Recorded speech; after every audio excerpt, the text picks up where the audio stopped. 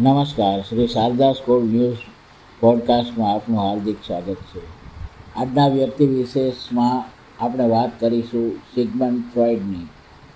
મનોવિશ્લેષણ વિચારધારાના પ્રણેતા તરીકે જગતભરમાં ખ્યાતિ પામેલા મનોવિજ્ઞાની સિગમન્ડ ફ્રોઈડનો જન્મ યહૂદી કુટુંબમાં થયો હતો. તેઓ 6 મે 1856ના રોજ જન્મ્યા હતા.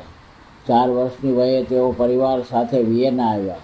ત્યાં તેમનું બાળપણ ઘરની આર્થિક તંગી તથા વિકટ સંજોગોમાં પસાર થયું. 5 વર્ષની વયે તેઓ શાળામાં દાખલ થયા. ભણવામાં મોખરે રહ્યા. તેઓએ રમવાની ઉંમરમાં સતત અભ્યાસ, વાંચન અને પરિશ્રમમાંથી આનંદ લેવાનું વલણ વિકસાવ્યું.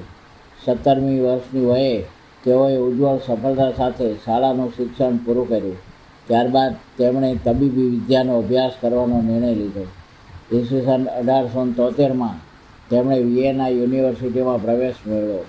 તેઓનો મુખ્ય વિષય તબીબી વિદ્યા હોવા છતાં તેમની શૈક્ષણિક અભિરુચિનું ક્ષેત્ર ખૂબ વ્યાપક રહ્યું. 1876માં તેઓએ સંશોધન ક્ષેત્રમાં પણ ઝંપલાવ્યું.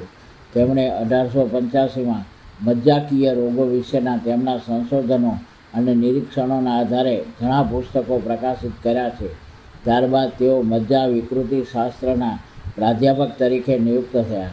તેઓએ સ્ટડીઝ ઓફ હિસ્ટીરિયા પર પુસ્તક લખ્યું છે.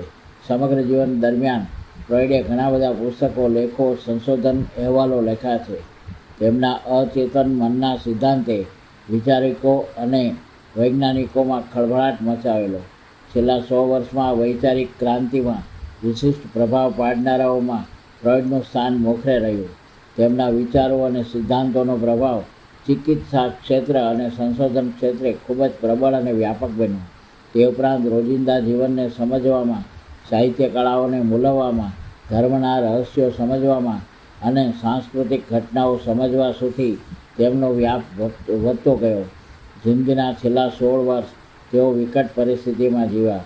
1938માં નાઝી ઉગ્રવાદીઓને કારણે તેમને ઓસ્ટ્રિયા છોડવું પડ્યું અને લંડન સ્થાયી થયા.